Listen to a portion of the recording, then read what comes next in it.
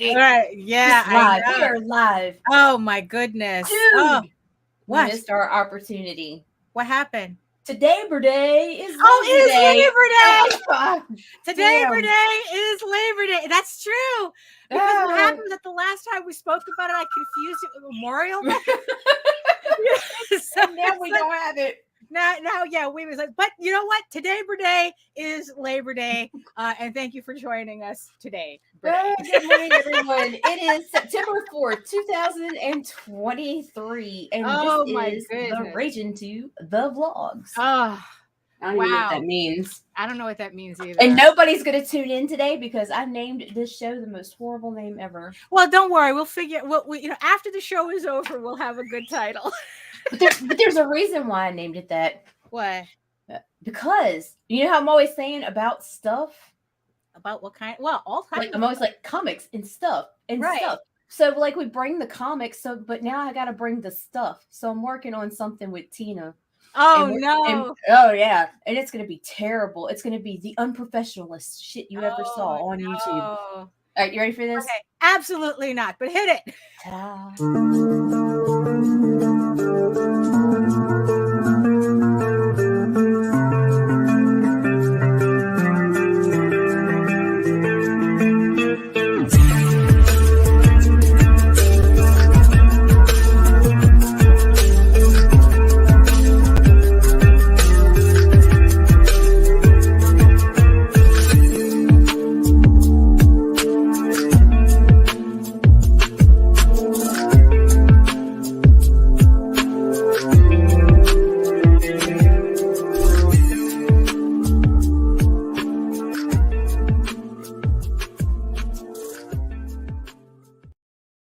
Love that song for some reason because it reminds us of Meredith. It does. Yeah, good morning, Daphne. Good morning, Nita. Oh my goodness, what a day today. So wow, this week is going to be insane for the both of us.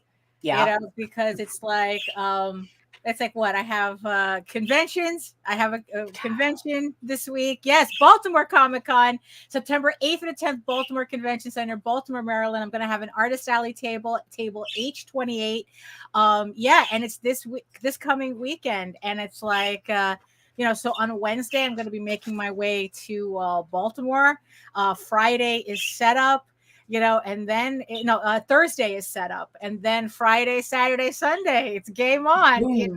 It's been a while since I've done one of these things, and I'm not sure if I'm nervous or not. But hey, it's gonna go the way it's gonna go. Exciting, yeah. And for you too, it's like what? You're 9 days out. 9 days. 9 days before 9 days. 9 days before you end up on this side. On this end of the country. I mean, it's like, a lot going on. But who's joining us in the chat today before we get all carried away? I gotta find the comments. It's Grant and Joseph. Good morning. Hello. Good morning. And yes, I see you, my beautiful eyeball people watching from regions beyond. Thank you so much for joining us on this holiday morning, which as a homebound creator, or more like I'm not really homebound. I'm not really homebound. It's like, what the heck? No, I voluntarily stay home. Although sometimes the what is it? The agoraphobia kicks in. So it's like as someone who works from home, holidays don't mean anything to me. And it's like, yes, and it took Nita making a Homestar joke to remind me that today is a holiday. But if you're watching us from Facebook, if you're watching us from Twitter, come on over to YouTube. Join the sexy people in the chat. Facebook has a habit of, acting up on us. So thank you, Grant. And Twitter doesn't even allow us. Yeah, we're all going to be busy this weekend. Yes, hello. And if you're joining us from Twitter, Twitter doesn't even allow us to see your comments. So come on over to YouTube. And while you're here, make sure you like, share, subscribe, and hit the notification bell so that you get notified whenever any of our shows go live. And if you're on LinkedIn, hello. We still don't know what to do with you yet. So just come to YouTube anyway. Exactly. Just come on over and subscribe. But yeah, it's like, yeah, we're all gonna, yeah, a lot of conventions happening these past couple of weeks. I mean, really, it's and the following weekend I'll be at ZapCon on Saturday, probably very from about nice. noon to 6. So, yeah, what's ZapCon? It's a little convention in New Jersey that's art focused. And it's northern Jersey, so I'm only gonna be like an hour from you, and then I'm gonna go back south for a little bit and stay in Hickville with Heather, and then I'll come back up to you. Right? Yeah. I mean, it's like, yeah. Had we have known, had I figured out this Baltimore thing ahead of time, because technically it was kind of last minute. Yeah, we would have coordinated better. Yeah, I would have done the trip backwards. I would have met up with you first, done Baltimore, gone home with you, stayed a day or two, then came back down into Jersey and hung out with Heather and did ZapCon and whatever. Right. Yeah, we would. Yeah. So, but next year, we'll do that. So before we get carried away here, because like I said, there's a lot going on this week. Very, very busy week for the both of us. Might as well get introductions in order. Hello, everyone. My name is Daphne Lage, and I'm a cartoonist, illustrator, and comic book artist from New York. I've been self-publishing comics since 1992, and you know what that means. You don't understand. I ain't scared of you, motherfuckers. Especially this week, I need that energy. And I am known for the furry fantasy adventure Tall Tales, which returns to Kickstarter in 2024 with the re-release of the next story arc, Tears of the Mother, with the re-release of issues 1 through 5 and the brand new issue 6 of this 8-issue limited series. But in the meantime, I am also known for my mature audience's medieval fantasy drama, EGORAVEN, Heir of the First Unicorn. I just want to thank everybody who supported the campaign that just finished on Friday. If you missed it, thank you so much to, I think it was 154 people who pledged to the campaign. Thank you so much. Actually, I have all the books in production right now. But we'll talk more about that later. But thank you so much to everybody who pledged the campaign. EGORAVEN issue 8 will be back also in 2024 as well with the next chapter. So keep an eye out for that. In the meantime, you can read both my comics online at Tall Tales. That's TAILS online.com and egoworks.com, EGOWORKS. And you can check out all my videos on how I make my comics here on YouTube at my channel at Daphne Lage, LAGE Art, which also simulcasts through the Indie Comics Network. And to tell you more about it, here's Nita. My name is Nita, and I'm the producer of the Indie Comics Network on YouTube. We talk about indie comics and stuff. And the "and stuff" is about to amplify because Tina and I want to bring you a show called "and stuff." And it's going to be all the extra bullshit that we want to get out of our system and we can't. And we're going to be dramatic and probably canceled. Oh, there you go. Very nice. Very nice.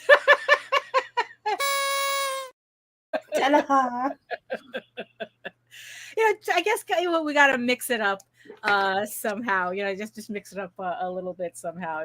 Just we're gonna make streaming great again. Oh no! Oh no! Oh my goodness! But I mean, so like I said, it's going to be a very busy week. For me, especially right now at this moment, I've just been kind of like putting aside, going through my inventory and putting aside books that I'm going to be using to fulfill the issue 7 campaign.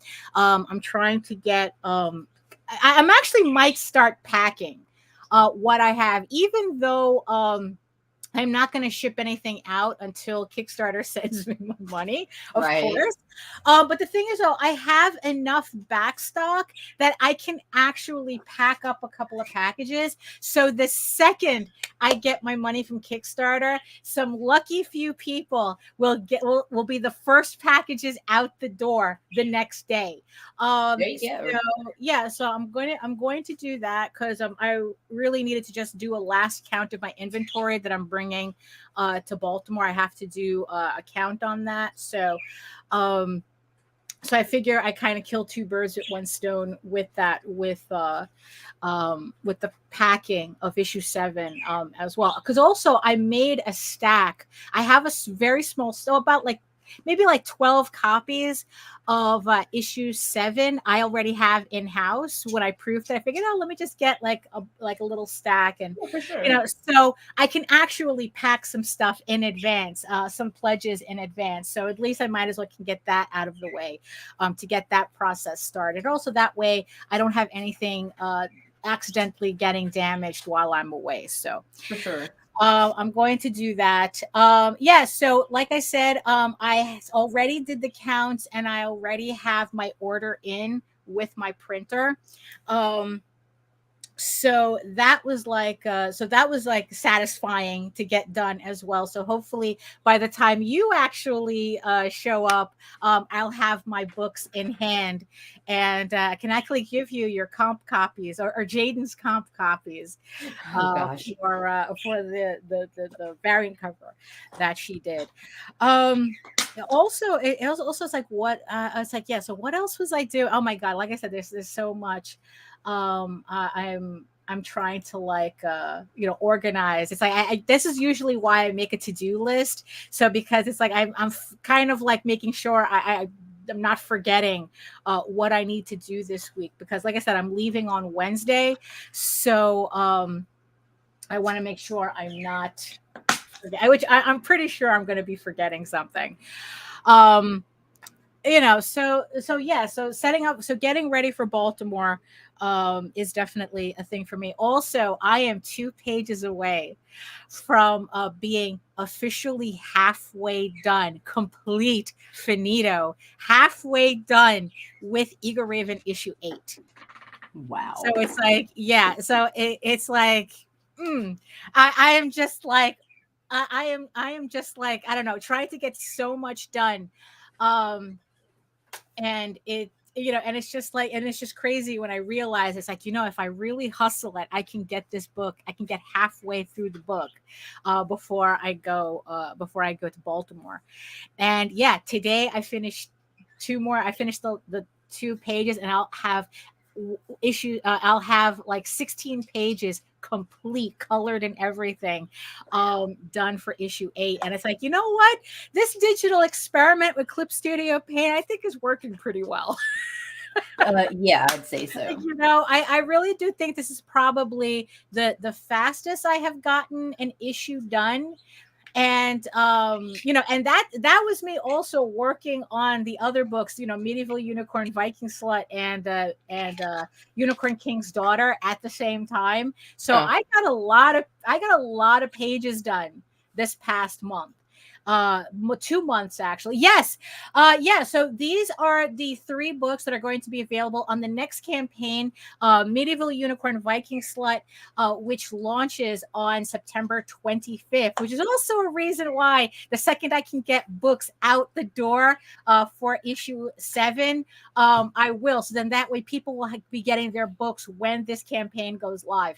So I'm going to have 3 different flavors of books. I'm going to have Tales from the Outer Kingdoms, which is a in canon a short story set. So if you just want something, if you don't want to bother with the parodies, you just want something that continues the EGORAVEN Heir of the First Unicorn storyline, this is the book you get. Tales from the Outer Kingdoms. It's a collection of the short stories that I have been putting out as stretch goals on previous campaigns. Then they are now combined in 1 issue. Unicorn King's Daughter and Medieval Unicorn Viking Slut are kind of a set.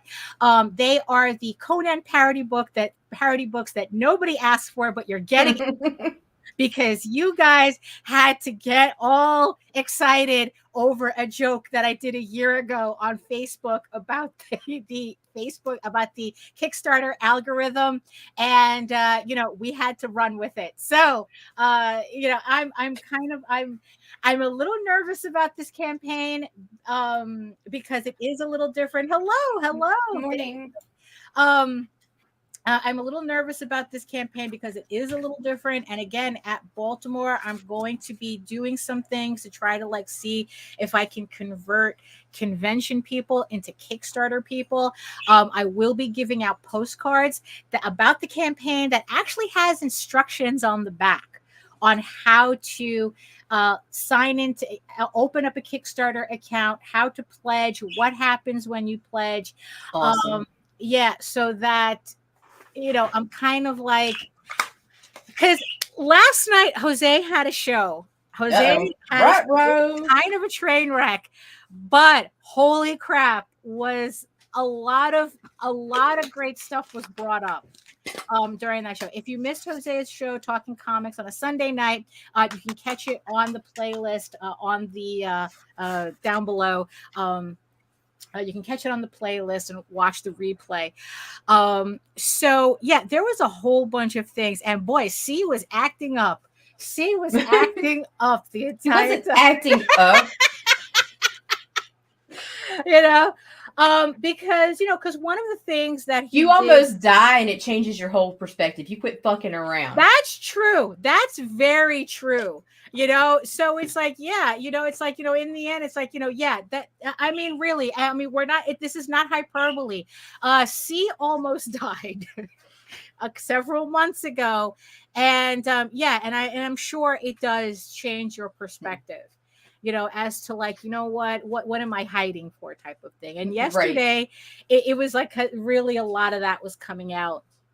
And one of the things that got brought up was the fact that how many people like the whole Neil Gaiman and Calderon Good Omens campaign had come up. And the fact that they raised $3-point-something million on Kickstarter. They are their highest funding book ever on comic book on Kickstarter. I think Brandon Sanderson holds the record at 40 million. So Jose was talking about how this is 35,000 people pledged to that campaign for a comic book campaign, and of course his question is like, where the fuck are these people? It's like, where are they coming from? Where are they hiding? Where are, and you see, and that's kind of part of it too. Because it's like, Jose was saying that it's like, that it's Neil Gaiman's name that brought them out. But the thing is, it's not coincidence either that this campaign came out at the same time that the TV show, that the Netflix show did. So I'm sure that it brought a lot of people, combination of the two to factors. Kickstarter. I mean, but the thing is, though, is that it's not like the television show was advertising the Kickstarter. So where were these people finding the Kickstarter? Google. So it's like, yeah. So it's like, so we're trying to, so we were trying to figure out this trail that that was bringing, it's like, and it's like, yeah. And C had brought up the whole thing that's like, the reason why it did as well as it did was because of the TV show. That if it was, just Neil Gaiman and Colleen Doran with no TV show, that it would have been kind of like a different story. It's like Berserker still would have been a massive Kickstarter, but maybe not as big. Right. Berserker blew up because Keanu Reeves was attached to it. Right. If it wasn't attached to it, would Berserker have raised as much money? So, like a couple of weeks ago, we were talking about a list about the 6 things that customers that are only important to customers. It's the only thing. And number one was fame.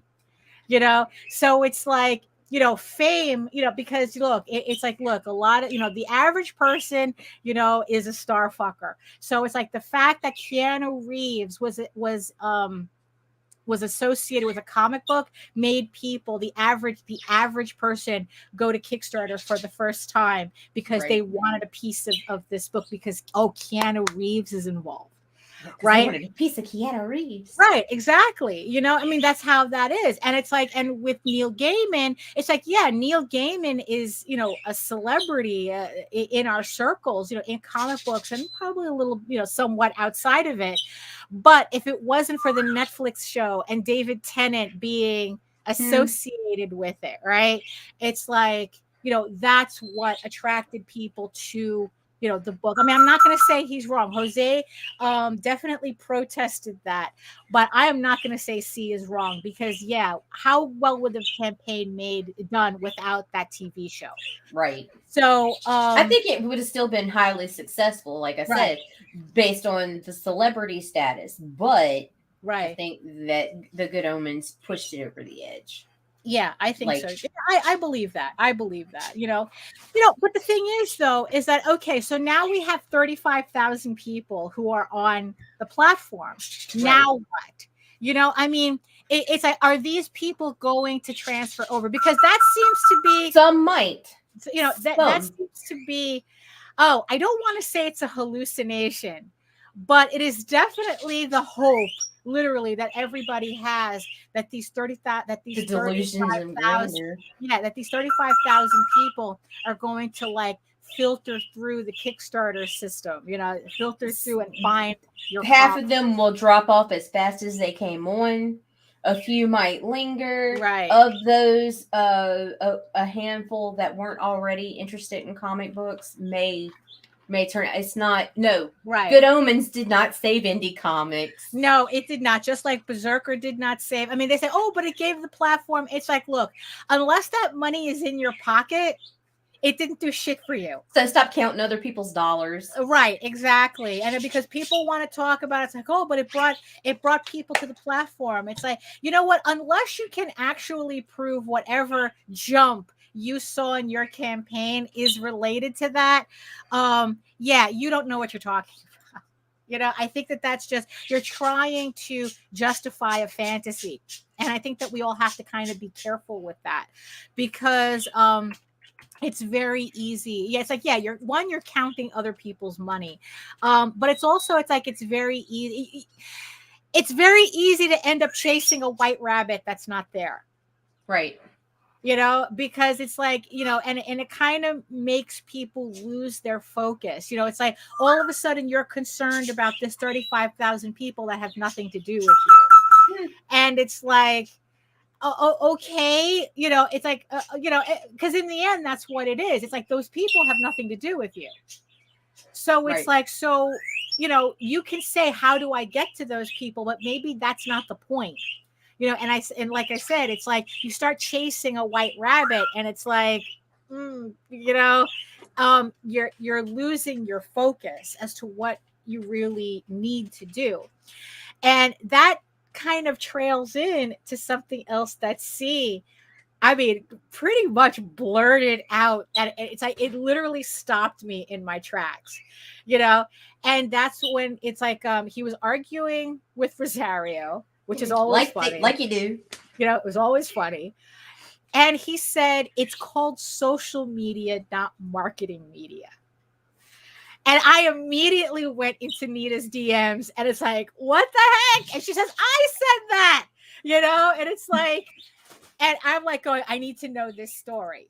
It's like, because the funny thing is that, again, we chase these white rabbits. And then it's like, it takes something like that, like for me to realize, oh, snap, I've been really looking at this wrong. Even though, that's the reason why I pulled out the Kindle Fire. Here we go. God, I mean it. Like, we were missing something. Okay, yeah, so that's, right, because, so I ended up with a Kindle Fire, which meant that I don't have to look at stuff on my phone as much, which is actually kind of nicer. Right. And let me get home here, and because of that, I was able to reread. Where is the homepage on this thing? Tell you. I'm still getting used to it. It's like, okay, oh, here it is. So I reread it. I reread it. Jesus, reread. I'm not English. So use your right words, Daphne. Yeah, exactly. So I started rereading the 1 hour content plan again. So, because like, let me, try it out how it reads on this thing. And the thing is though, it talks about it kind of mentioned, it's social media. You have to connect with your audience, your cold audience. You have to connect with them somehow. You can't just come out the gate carnival barking. Nope.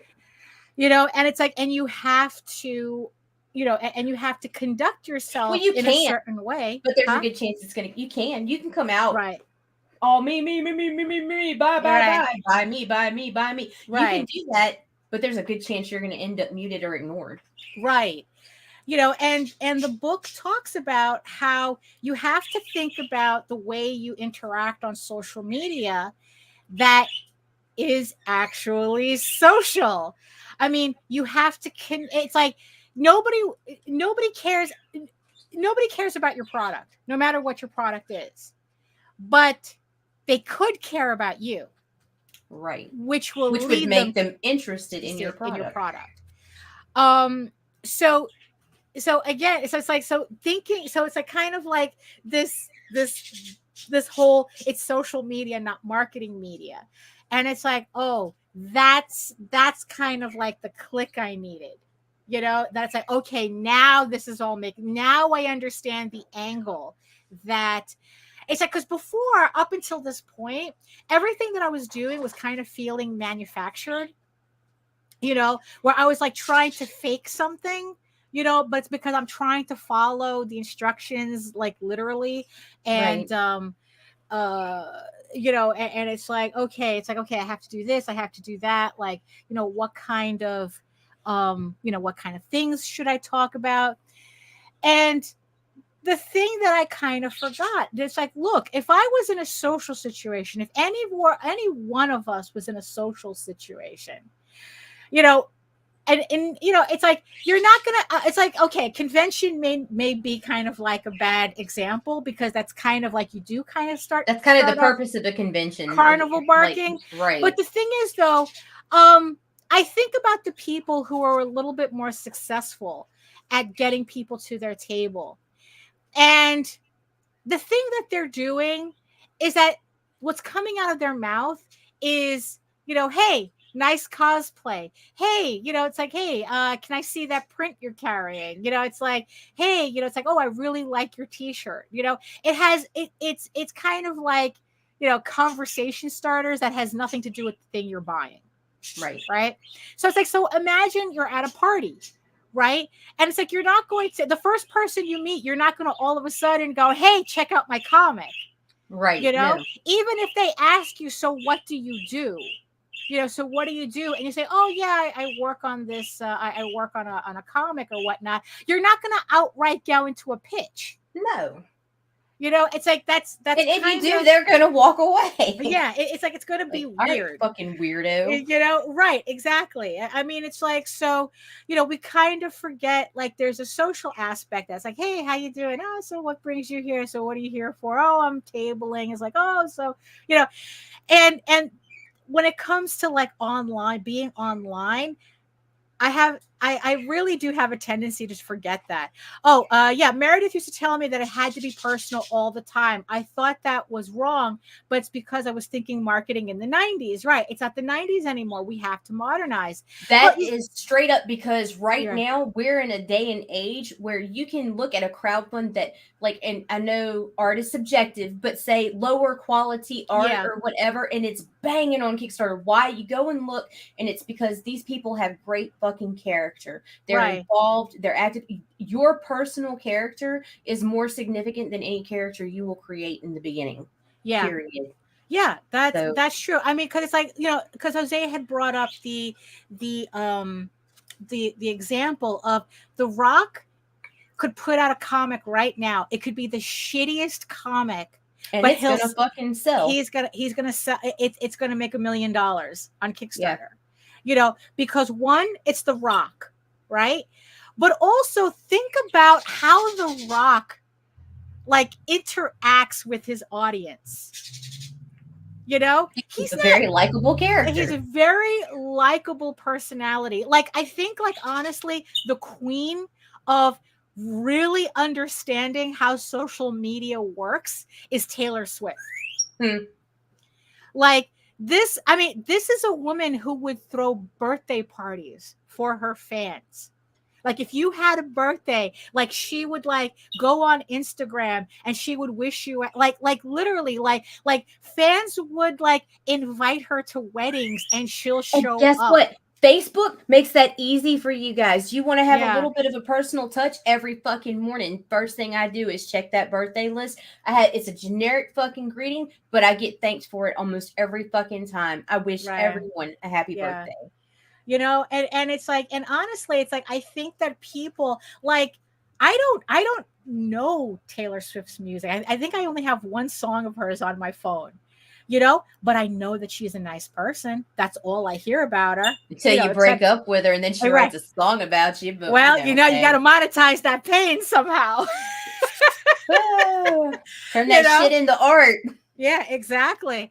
You know, but the thing is, though, it's like you think about, you know, and if Taylor Swift decided to do a crowdfunder, oh, forget it. She probably wouldn't even need to go to Kickstarter up. You know, it's like, be Swift starter after that. Yeah, exactly. You know, so it's like, oh, and here's also the other thing too, that it's like that we all also have to remember, because I think also, again, chasing white rabbits, the amount of money a person makes on Kickstarter is not an indicator on the quality of the book. You know, which I think is also something that we have to remember as creators, because it's very easy for us to take this shit very, very personally. You know, it's like, because it's like what Jose said, The Rock, Taylor Swift, they could put a comic on Kickstarter right now. It'd be the shittiest thing, because they don't know how to write comics, and they're going to hire people who don't know how to write comics, right? Right. And it'll make $1 million. Well, sure. It has that $1 million has no, it's no indicator as to the quality of the book that's being sold.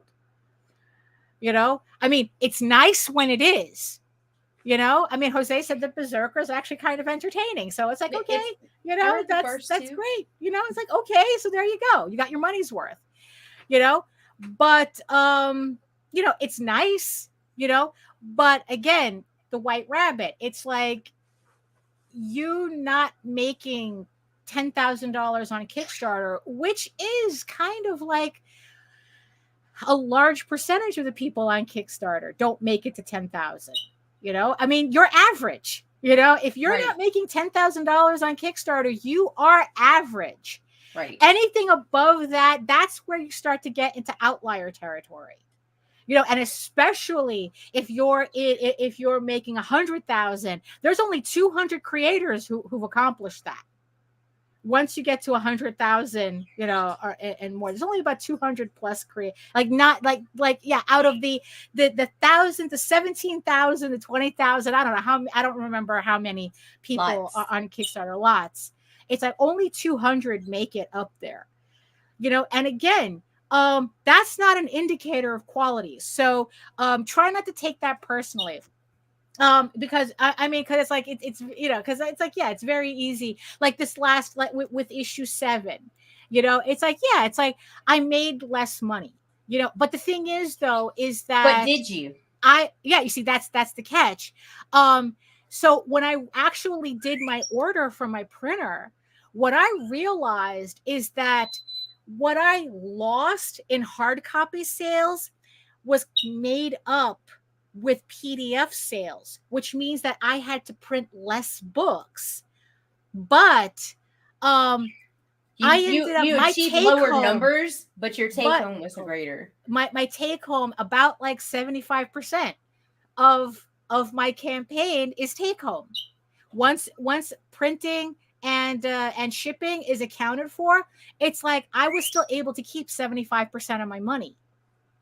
You know, so it's like, oh, because the PDF levels, you know, balanced it out for me. You know, I mean, those are books I don't have to ship out. Right. Those are books I don't have to make.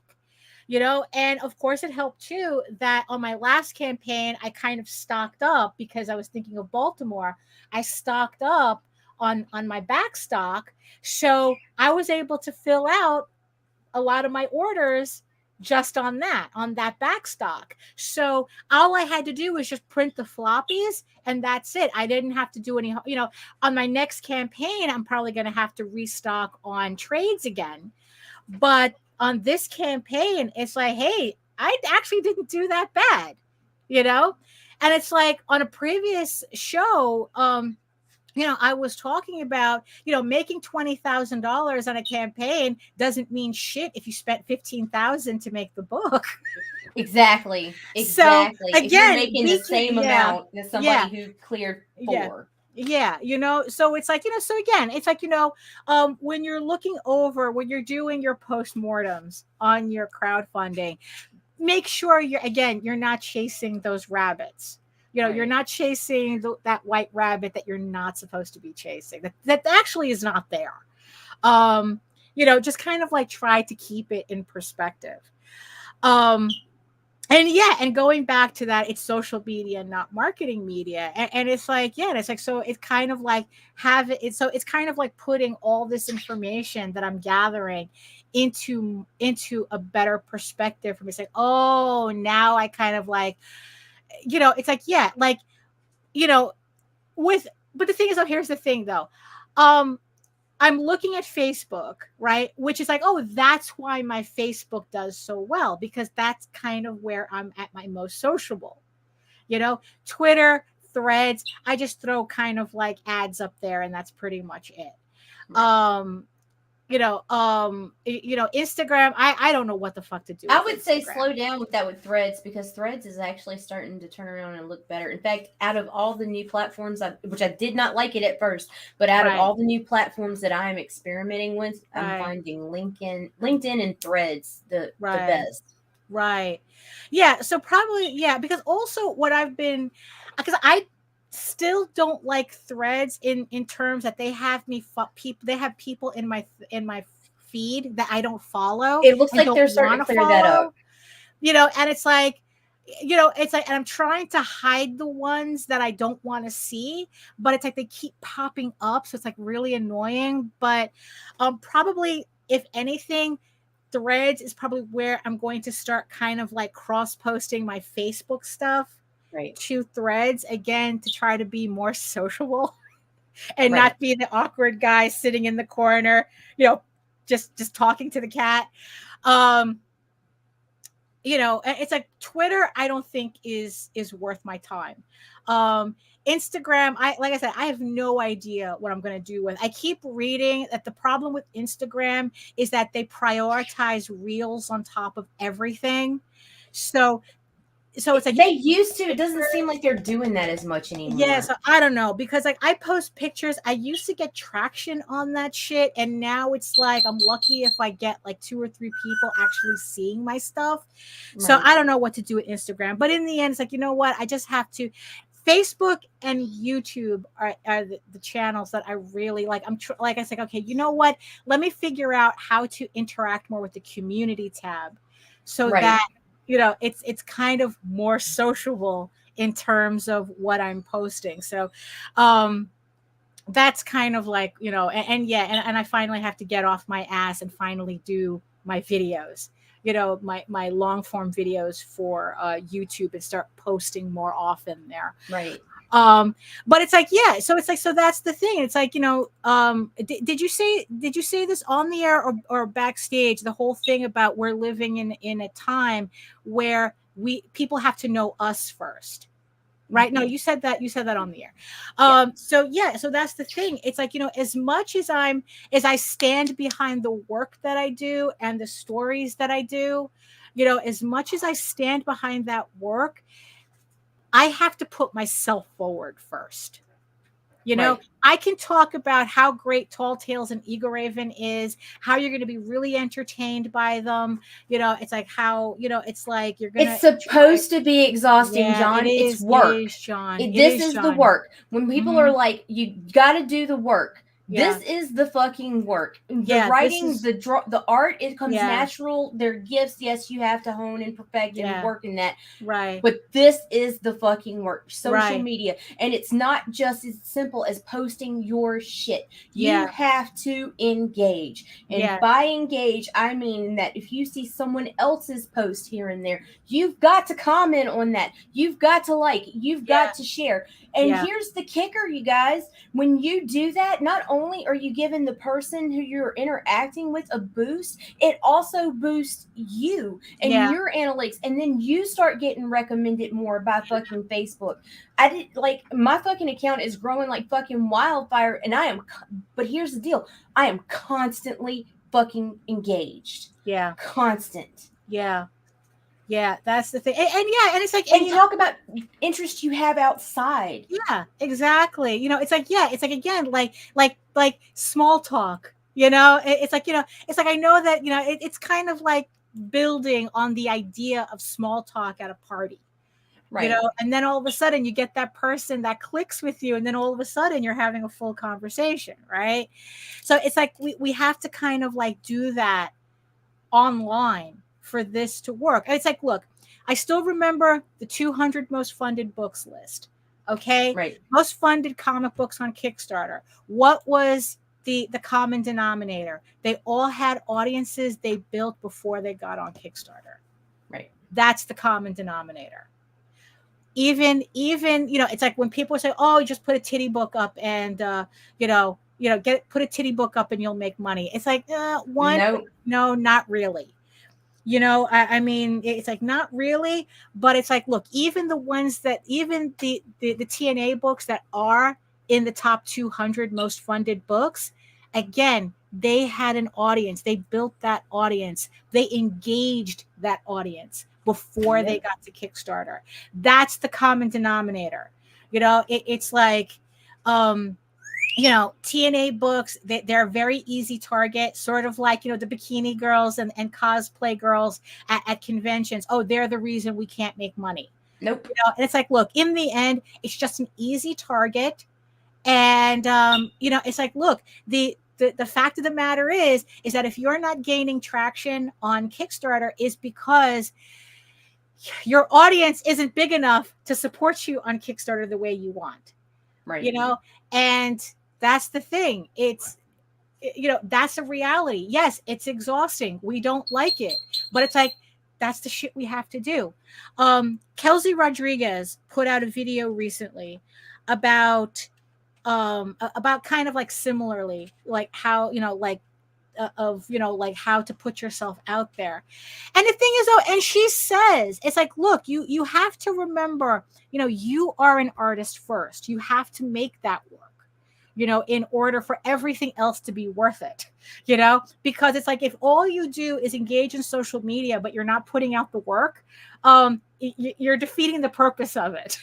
You know, you still need the work.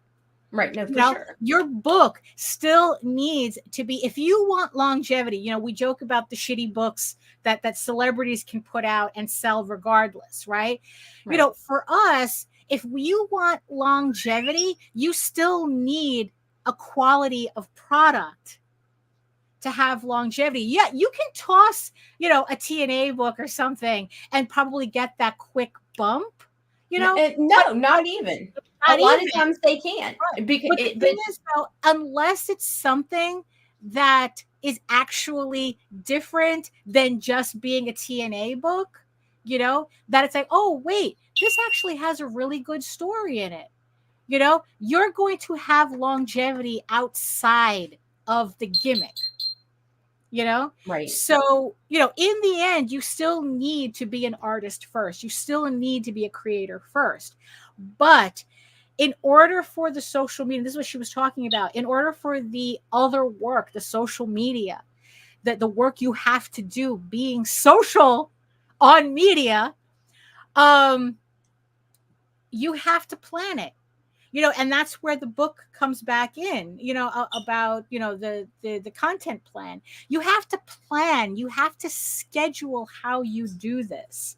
Or else if you're just going in willy-nilly, you are going to overwhelm yourself. And I think that that's what was happening to me. And that's why I was procrastinating. But you want to allow yourself flexibility, because then you're programmed again. Right. Like, yeah. You will take that too far. And like, because to me, when it comes to social media, you have to be a person first. Yeah. You have to be a person with interest, and you have to be a person with hobbies. You have to have, you have to have your sense of humor, your style, whatever. You're a human before you are an artist to someone else. Right. Yeah. Because they don't know your art. They just know you. They see you. It's like, you know, and when you go to a convention, it's a combination of everything. Yeah, they'll come to your booth and you see your artwork, but it's like I said, I don't like walking artist alleys because I hate the carnival barkers. Same. Because one, I hate the pressure, but also the fact is that it triggers my empathy to that, because I know how that feels. I know what being behind the table feels.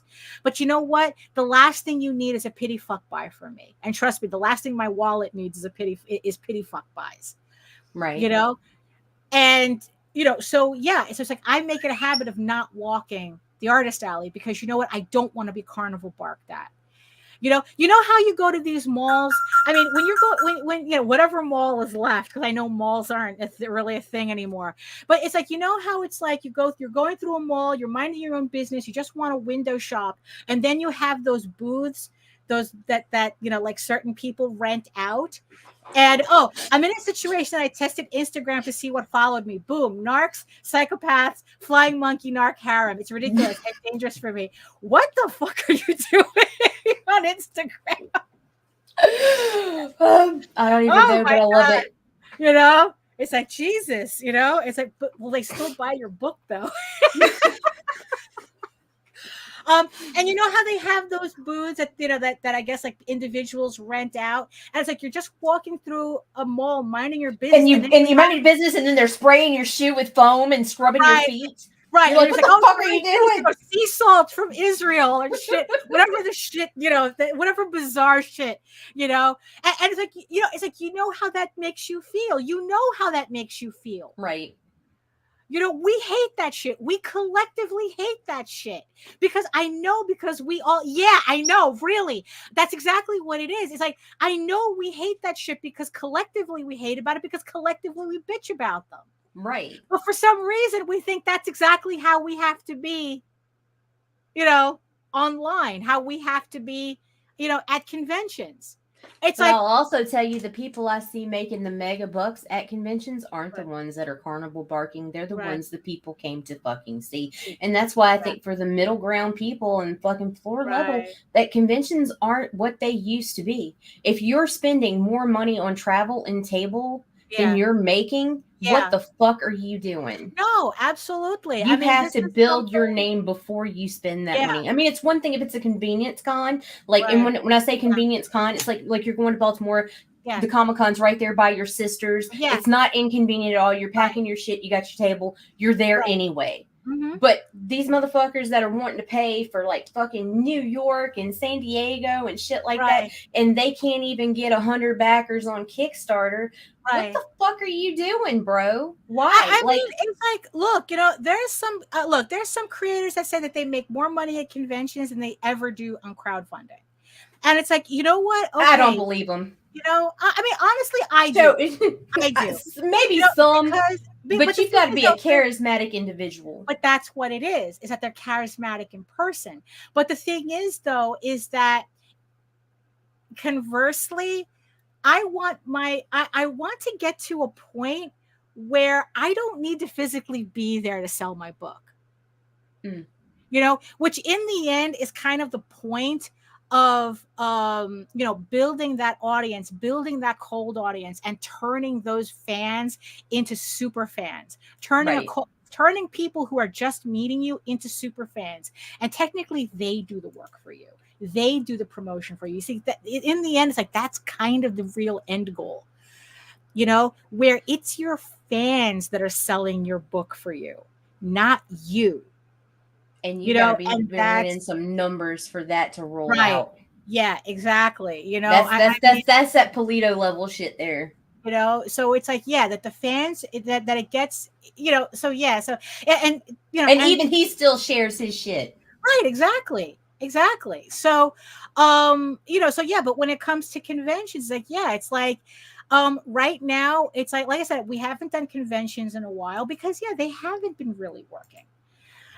But also I think it has a lot to do with the fact that our goals for conventions were not what we needed to focus on, and we have to kind of like change the way we look at conventions. And it's like, I'm meaning like me and Jose, because before we would go to conventions and be like, oh, you have to sell all the books on the table.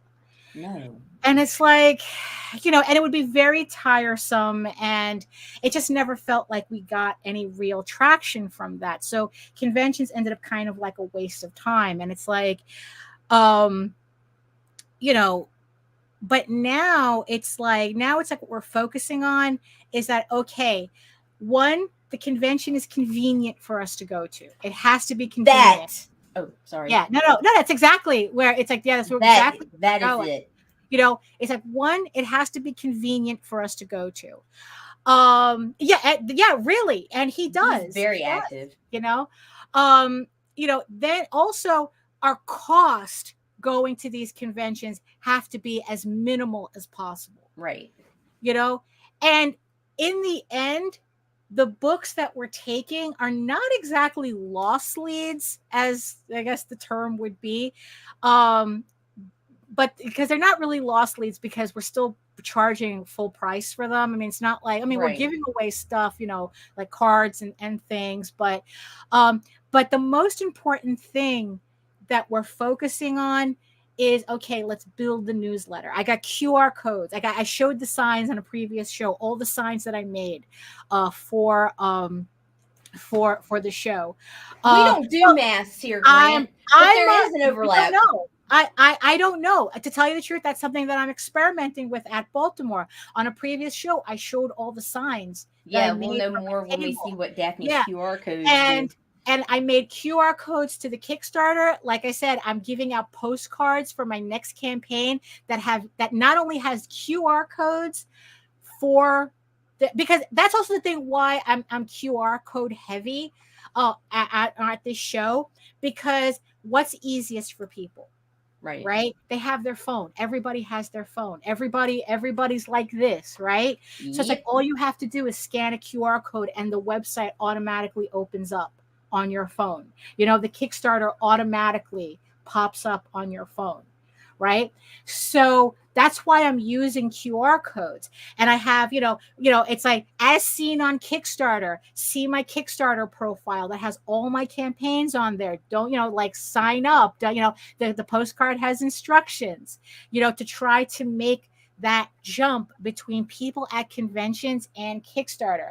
I have QR codes for the mailing list. Click on, it's like, scan me for free comics, sign and we got QR codes for the YouTube channel. We got QR codes for the link tree. Yeah. Yes, we do. We really However, we need to slack off on QR codes on Facebook, because I'm starting to notice a trend that they are not getting traction. So I think they're scanning for them. Okay. All right. So yeah, we can do that too. Those get almost no engagement whatsoever. Right. And also the thing is too, what I did is, like, again, bringing back my little Kindle Fire here. So I'm getting a strap for it for my hand. So I can go, if somebody doesn't want to use a QR code, they don't have their phone on them. Would you like to sign up for my mailing list right here? Just type in your email address and we're good to go. You'll get free PDFs sent to your email box once you confirm the email. So it's like I'm trying to give everybody every chance at a convention for me to collect their email, to see my Kickstarters. And if I'm lucky, they'll buy a book. If I'm lucky, they'll buy, they'll buy a book or two, while we're talking or whatnot. But yeah, it's that the social, you see, and here's the thing too, right? As an introvert, this is going to be extremely tiring for me. And it's something that I have to keep in mind. That it's like, look, you're at a convention, you're in person, you have to engage. It's like, there is no sitting down and hiding behind a sketchbook. The whole point of this is engagement. When Jose shows up on that weekend, he's going to be there for a day. When Jose shows up, he has trading cards he's going to be giving out. He has, he has QR codes he's going to be giving out at the show, that go to his Kickstarters, So it's like, it's like, no, it's like that there is no just hanging out at a convention. It's work. You know, it's like, yeah, it's that social aspect that we have to really push in order to get people to see us, to literally see us. And most creators are introverts. Right. So that's right. And the thing is, too, is that what I'm also accounting for, especially after seeing all these Artist Alley videos, is that a lot of people who go to conventions are also introverts.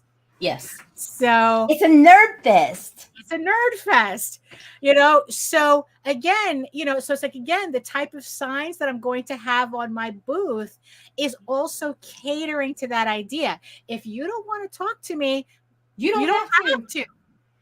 All the information is on my table. All my information is on my signs. What's EGORAVEN about? What's Tall Tales about? Hey, what's Kickstarter about? What's this Kickstarter?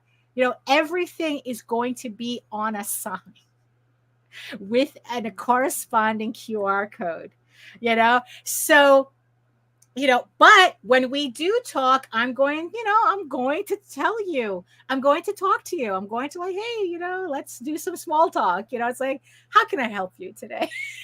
My name is Daphne Lage, and I like long walks on the beach. Pina coladas. Oh, man, Jimmy Buffett's dead, dude. You know, Margaritaville. You know, hey, look, you know what? You know, it's like, look, if there's one thing about Jimmy Buffett passing, is it only goes to remind you, live your life in a way when you pass, people don't go, well, actually. Huh. You know, it's like, yeah, it's like, live your life in a way that people actually mourn your passing. You know, that people that you know what, that there's nobody going, well, ding dong, the witch is dead, motherfucker. None of that. You know, although that's life goals for me. Well, you know, but yeah, if anything I learned from Jimmy Buffett is you live your life in a way where people will actually mourn your passing. You know, just be, and that's the thing too, because it's like, especially when we're, you know, on a platform, we're on this hellscape where hot takes, the shittier the hot take, the more attention you get, you know. And yeah, these guys do get attention. It does work, no fucking doubt. But what kind of attention are you getting? Are you getting a fucking EFAP in your comments, or are you getting people who are actually interested in your product and want to back you? But here's the one thing we notice about these little fuckers that like to do these hot takes all the time. Their percentages are dropping steeply on crowdfunding because nobody likes an asshole. Nobody wants to support an asshole. They just want to see the train wreck. Right, exactly. And because you know what? Being an asshole is an easy way to get abandoned when it becomes inconvenient. Yep. You know, I mean, it's so it's like, it's an easy way to get attention, but it's also an easy way to lose that attention too, because you know what, when people get bored of you being an asshole, they're moving on. Right. You know, and it's like, look, there's a bunch of artists that it's like, you know, you can consider themselves brilliant artists, but there just comes a point where it's like, you know what, fuck that separating the art and the artist shit. You're an that doesn't exist anymore. I don't even, it's like, you know what, why do I need to engage with you when there's plenty of other people, there's plenty of other artists doing similar shit that you are, and they're not assholes.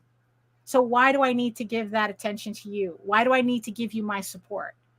You know? So it's like, you know, so you know what? Take that road at your own peril, because that's definitely an easy way to engage the algorithm, but it's also a very easy way to lose it as well. Yeah. You're not really gaining fans.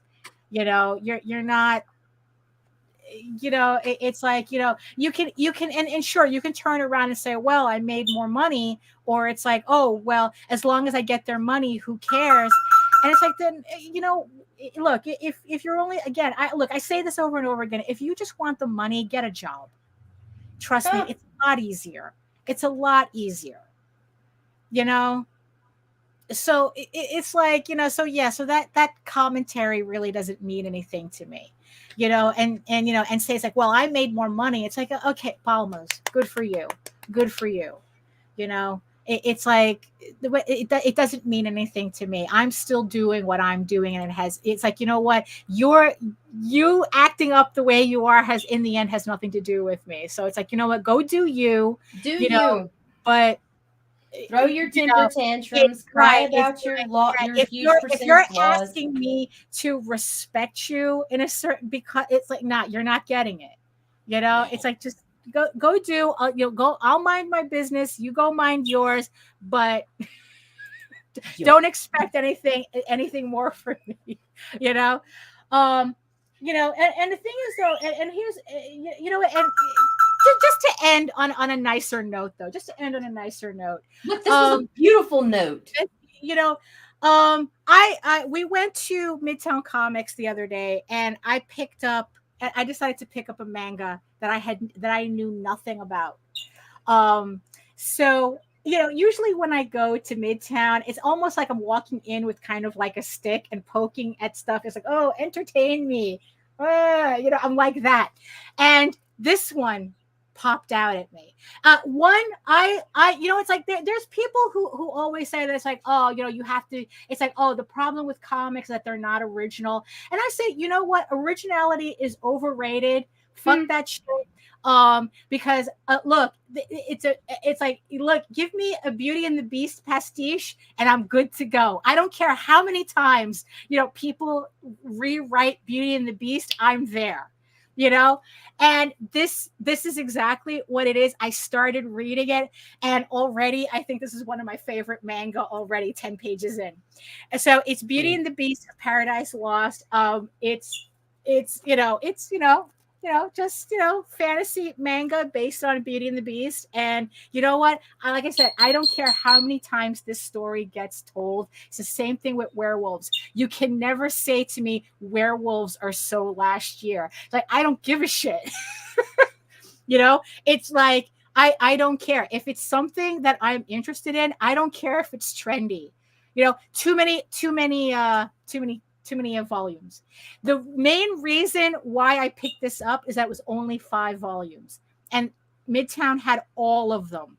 So I picked up all 5 volumes without knowing what this was, because it was 5 volumes. Look, it's like, look, I'm on a limited budget and I have limited time, and I'm not going to commit myself to a manga that's like 100 volumes. It's like, no, fuck that shit.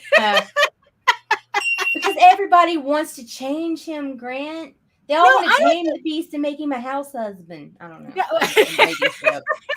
Monster fucking. Monster fucking. All right. So because we all want to be ravaged in the bedroom and treated like a look, there's a whole bunch of reasons why the story resonates. Remember, don't ask the question if you don't want to hear the answer.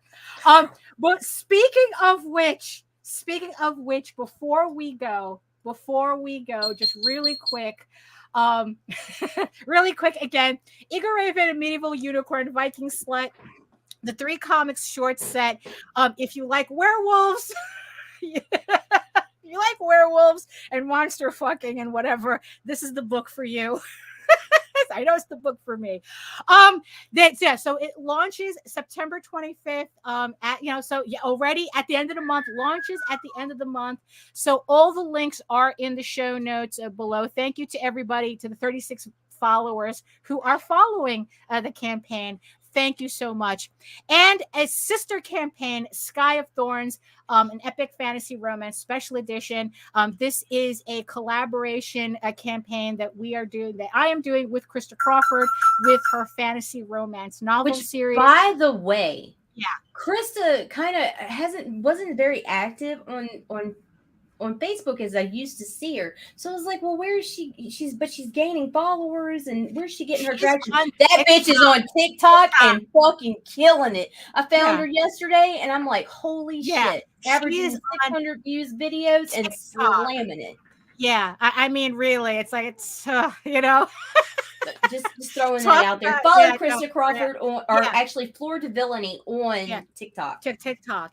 Yeah, so we're doing a collaboration campaign. Both our campaigns launch on September 25th. And when you support both our campaigns, you will get a special collaboration print for supporting both our campaigns. Also, on her campaign, she also has another print of mine that is a stretch goal. So I will have artwork in her campaign. Thank you, Einstein. I will have a print on her campaign as well. But if you support both our campaigns, you will also get a collaboration print. Also, the Oswald Chronicles, I was there and I remember issues 1 through 4. 3 days left on Kickstarter. Thank you so much to the 82 backers who have backed so far. Let's see if we could break 3,000 on this campaign in 3 days. A lot can happen in 3 days. Again, links are in the show notes. Also, speaking of C. Michael Lanning and J.D. Calderon, their collaboration book, Magi's Grace, Sex and Monsters, is also on Kickstarter. 22 days to go, 39 backers. Thank you so much for supporting the campaign. It's a brand new story. It's a 4-issue limited series. Thank you so much, Grant. It's a 4-issue limited series about a pair of monster hunters for hire who are sent to a seaside village to investigate some strange goings on with vampires and fish people. So yeah, it's a very Lovecraft meets supernatural in this 4-issue limited series. So make sure you check that out. And last but not least, our very own Nina Aberlein with The Lusty Dragon Mistress and Not Safe for Work fantasy book, fantasy comic. Thank you so much to the 129 backers so far. She has 14 days to go. Like I said, congratulations. I mean, it's like, is she going to make it to 10 grand? It kind of looks like she's going to make it to 10 grand. Play her trailer. Play the trailer. Hot. Play her trailer. Let me play the trailer. Did I put the sound? Hold on. I don't think I put the sound. No, don't worry about it then. But guys, go listen to that. Yeah, trailer. go. Because at the end, it's like, good girl. And I'm like, whoa. Yeah, because this is a very unusual campaign. Not only is there a physical comic book, but she has 2 different versions of the PDF where you can get it as a comic book version PDF or as the original scroll version. Because I think she's on Webtoons, I think, or Tapas. Or Tapas, one of them. Yeah. She's somewhere else. So you can get it made, you can get the version of it that appears on, so you can read it exactly on your phone the way it was supposed to. And she also has a video comic, which I don't know who did the voice right of Oria, but it was like, oh my, yes, I know. Oh my, yeah. So if you want to listen to your way through this book, you can do that too. And I found that very, very interesting. There's a part where there's a lot of words missing, people. That's yes. It's a lot of words missing, but it is in no way silent. Sound effects heavy. So congratulations to Nina, who this might be her first 10K campaign. So let's get her there. That's great. Yes. So watch this. So all the links are in the show notes. So there we go. So I think we ended on a lighter note there. But do you have any last? Any last words for everything? I think it was a little all over the place, but I think you know what? That's when we're at our best. That's the stuff part, right? That's the stuff part, right?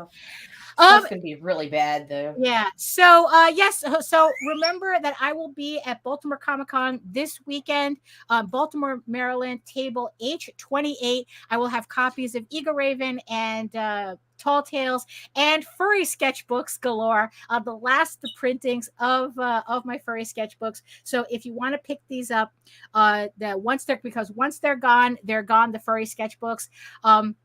You come on over to my table. We'll hang out. It's like, so it'll be like just like being online except in person.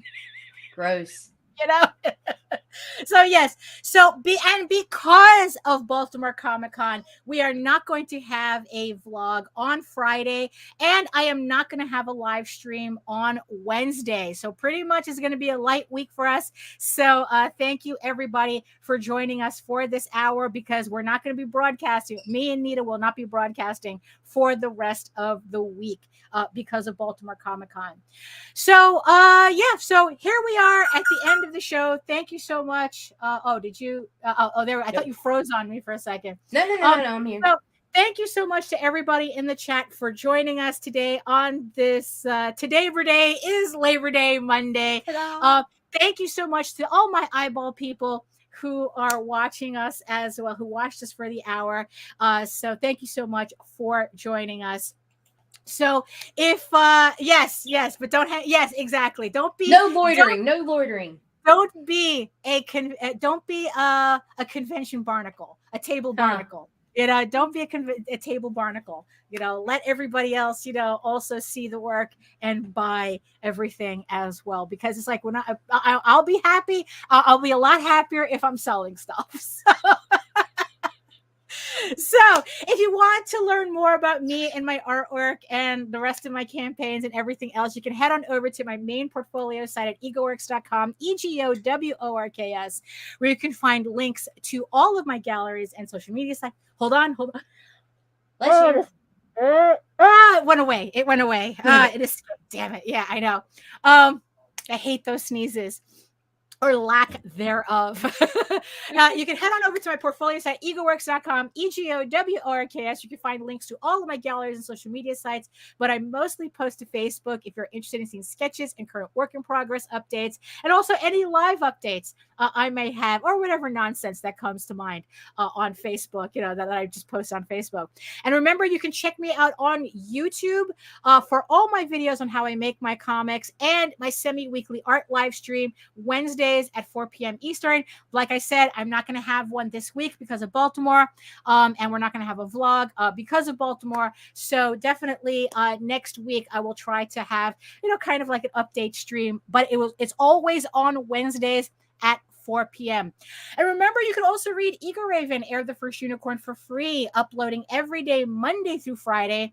But if you prefer your fantasy to be more of a furry Lord of the Rings adventure, you can follow the link over to Tall Tales. That's TAILSonline.com. And not only can you read the first 20 issues of Tall Tales for free, but you can catch up on the latest story arc, Tears of the Mother, which is also currently uploading Monday through Friday. So thank you again for joining us today. I hope everybody has a great holiday. Don't eat too much barbecue because you all got to go back to work tomorrow. So, you know, so thank you so much for joining us. We'll see you next week with another full week of streams. But remember to also not only subscribe to our channel, but to like, share, and hit the notification bell so you get notified when any of our shows go live this week, because we'll probably still have people streaming as well. Absolutely. It's not, you know, it's just us. We're not got something going on this week. Exactly. And in the words of the ancients, eat your food, moisturize, mind your business, and do the work. Because when you actually do the work, you never have to fake any of your accomplishments. But remember, yes, it is a lot of work, but it's worth every minute. So thank you so much again, and we'll see you next time. Toodles.